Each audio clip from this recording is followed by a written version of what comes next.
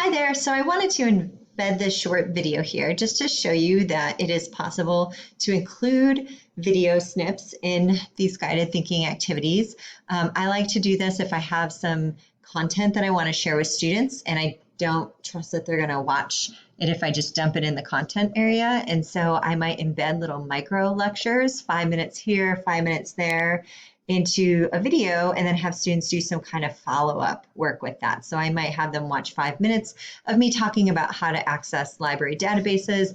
And then after the video, I might say, now you go access library databases and come back and tell me how it went for you.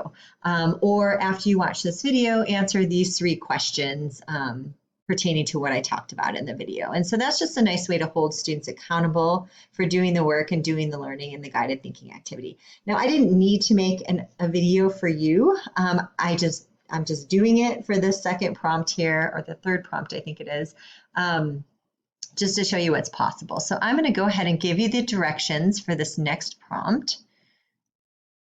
And they're on the screen here.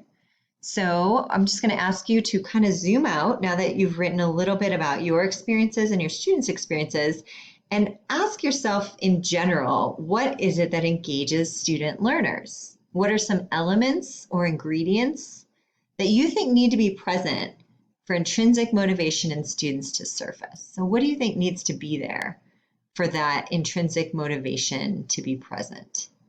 And then as a challenge question, if you want to take it on, I'm wondering, is this something that we as teachers could design for, in our opinion, or is it something that's kind of out of our control and students either have it or they don't? So take a couple minutes to reflect on this and jot down some thoughts. Thank you.